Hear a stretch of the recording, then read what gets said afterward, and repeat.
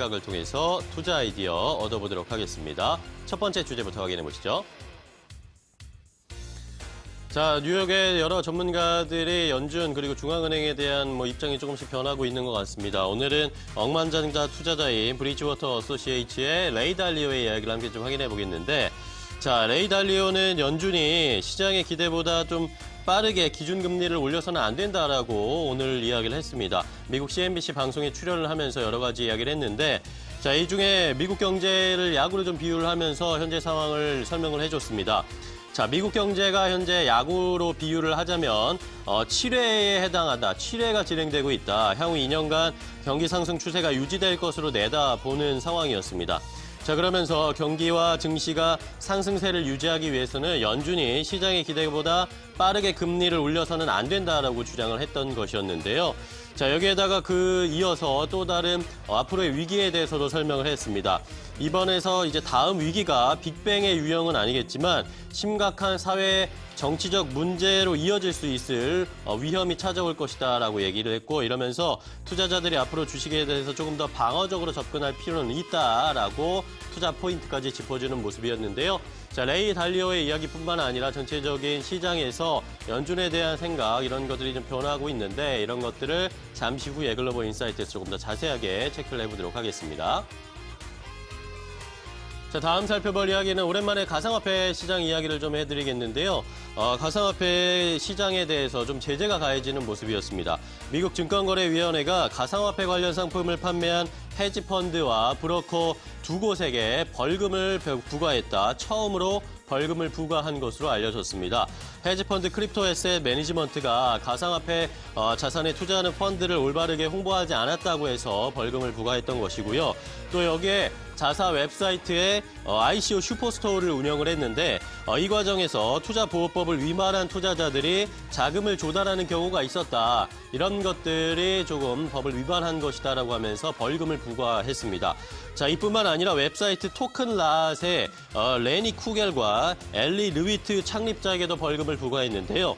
이 두 사람은요, 가상화폐 구매자와 화폐를 연결해주는 이런 웹사이트를 운영을 하면서 브로커 기업으로부터 회사를 등록하지 않았다라는 것 때문에 벌금을 부과하게 됐습니다. 가상화폐 시장 최근에 별로 그렇게 큰 재미를 보지 못하고 있는데 제재도 가해지고 여러 가지 이슈가 계속 흘러나오고 있는 상황입니다.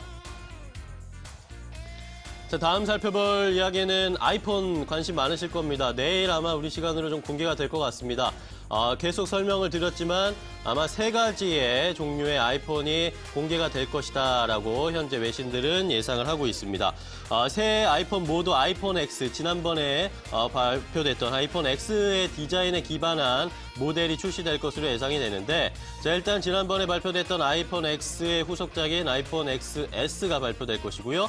여기에다가 이제 6.5인치 화면이 더 커진 OLED 플러스 OLED가 탑재된 아이폰 XS 맥스가 출시될 것이고요. 그리고 하나는 보급형인데 6.1인치 LCD 보급형 모델이 출시가 될 것입니다. 이것은 아이폰 XC로 아마 명명이 될 것으로 예상이 되고 있습니다.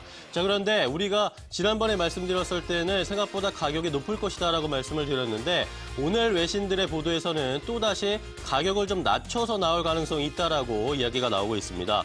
일단은 아이폰 XS의 가격을 지난번에 하면 $999 정도로 말씀을 드렸는데, 이거보다 좀 낮춰서 $800대의 가격이 형성될 것이다 라고 예상을 했고요.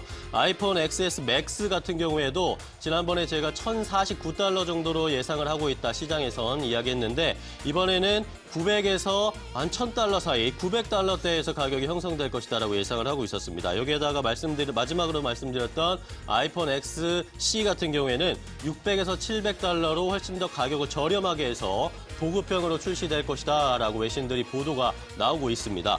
자, 이러면서 애플의 새로운 전략이 가미된 것이 아닌가라는 이야기들이 나오고 있습니다. 일단 아이폰 XS 맥스로 인해서 가격을 좀 이것은 높이 책정을 해서 마진을 좀 남기고, 나머지 2가지 모델을 가격을 저렴하게 함으로써 판매량을 더 늘리는 이렇게 투트랙 전략으로 가는 것이 아니냐라는 외신들의 분석이 나오고 있는데요. 이것도 역시 잠시 후에 글로벌 인사이트에서 조금 더 자세하게 체크를 해보겠고요.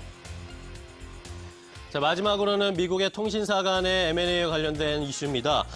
미국의 통신사 T-모바일과 스프린트의 합병 계획이 잠시 중단되고 있다라는 소식이 전해졌는데 미국의 연방통신위원회가 합병 검토를 일시 중지했다라는 소식이 외신을 통해서 보도가 됐습니다. FCC는 비공식 180일 검토 시계가 진행이 되고 있는 상황인데 현재 55일째 그 관련 조사가 진행이 되고 있습니다. 55일째 되는 날 오늘 발표가 된 것인데 회사로부터 제출받은 여러 가지 자료 가운데 이런 것들을 검토하는 과정에서 조금 문제가 생겨서 일단은 검토를 중지하겠다라고 이야기가 나왔습니다. 미국의 통신 시장을 4개 회사에서 이제 3개 회사로 좀 줄이면서 시장의 재편이 예상되고 있는 상황인데 이런 상황에서 미국의 법무부에 의해서 검토가 되고 있는 상황이었습니다. 앞으로 이 통신 시장의 변화, 미국 시장의 통신 시장은 어떻게 변할지도 계속 지켜봐야 할 상황입니다. 월간 시간 함께 체크해봤습니다.